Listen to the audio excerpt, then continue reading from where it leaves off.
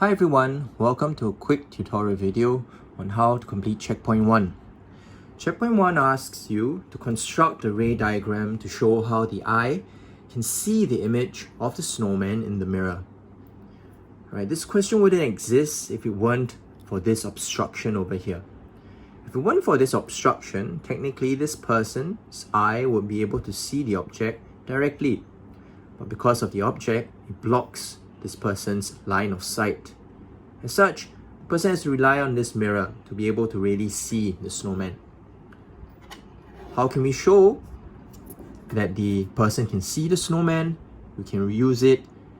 We can use a ray diagram to represent this whole process. Let's begin with step number 1. Step number 1 requires you to construct a dotted perpendicular line.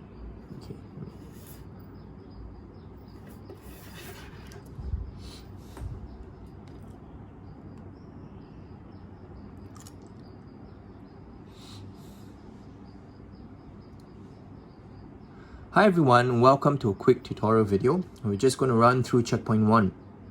Checkpoint 1 requires you to construct a ray diagram to show how the eye can see the image of the snowman in the mirror. Now, this question wouldn't exist if it weren't for this obstruction over here. This obstruction prevents this person from being able to see the object directly. This person's line of sight is blocked by this object. The only way to see the object is through the mirror. But how is the light rays reflecting off the object to the person's eye? We use a ray diagram to represent this. Let's begin with step number 1. Step number 1 requires you to construct a dotted line perpendicular to the mirror from the edge of the object.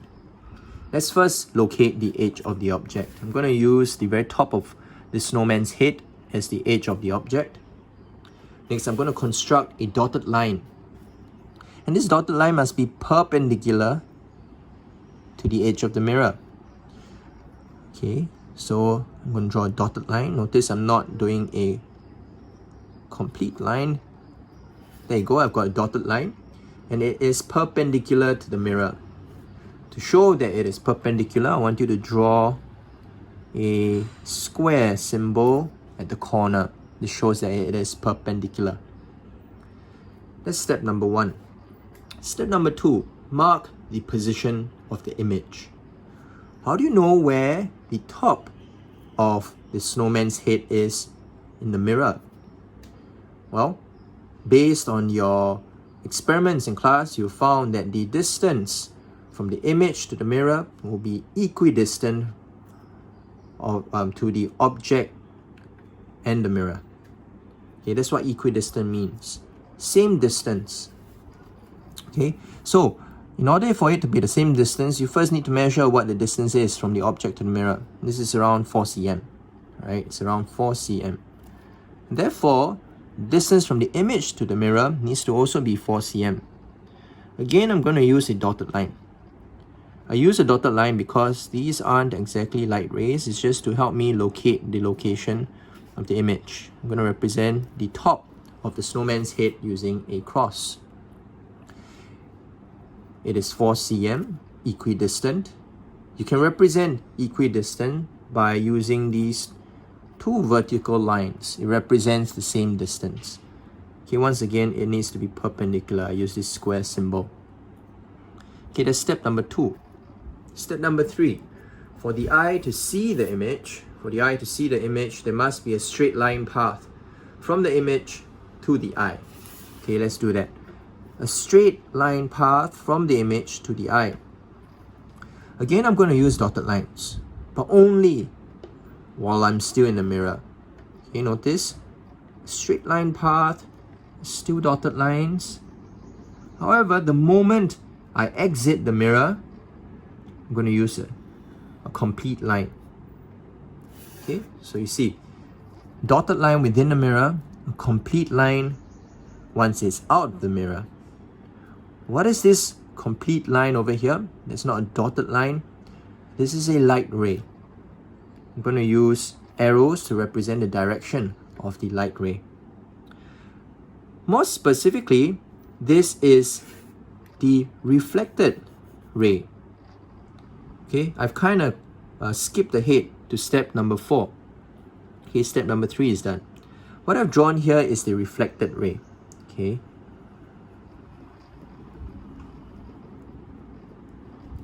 it is the ray that got reflected from the snowman.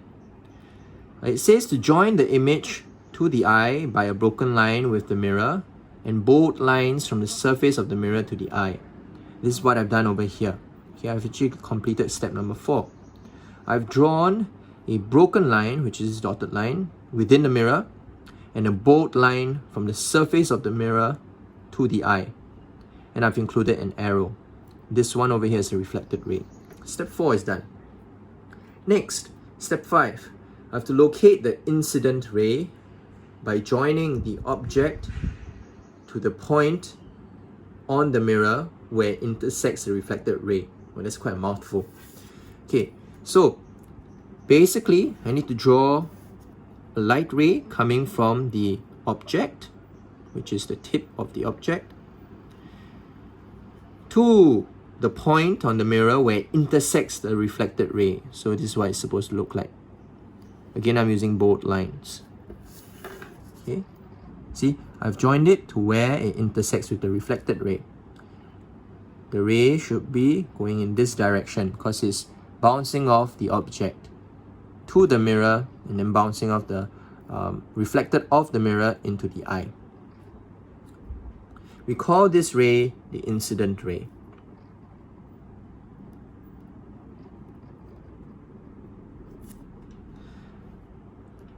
Okay. Finally, step 6.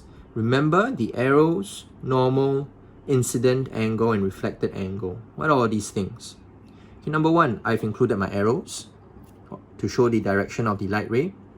I don't do it the other way because that will imply that light is being shot out of the person's eye. Doesn't make sense. You're not Cyclops. Number 2, you have to draw a normal. Okay, what is a normal? A normal will cut through this intersection.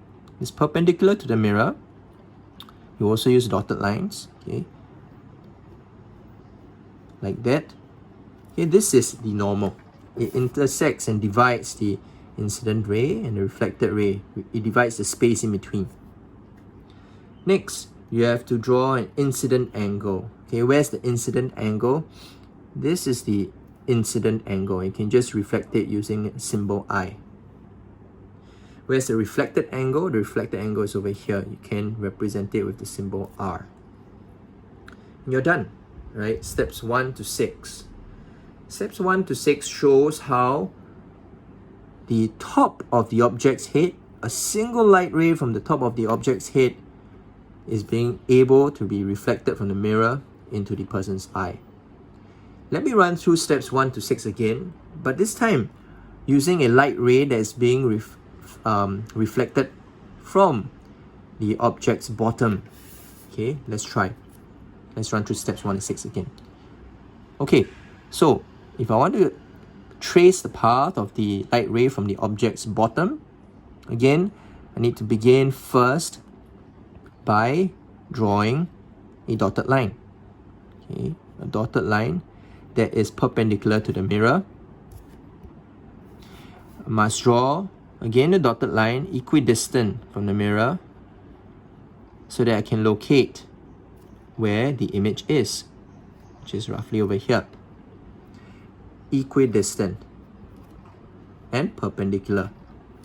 Next, I draw a line that is directly leading to the eyeball from the image. As long as the line is within the mirror, it will be a dotted line. Once it exits the mirror, it will be a straight line, a bold line. Don't forget to include the arrows. Now this is just the reflected ray. I need an incident ray that comes from the object. In this case, the bottom of the object. Right? And this line will be bold rather than dotted. Don't forget to include the arrows.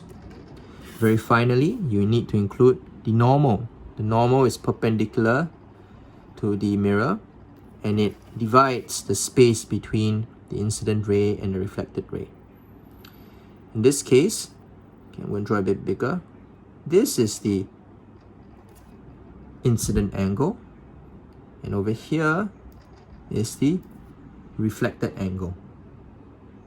And what I've just done here now is I've shown you how a single light ray is bouncing off the top of the object, reflected off the mirror into the eye.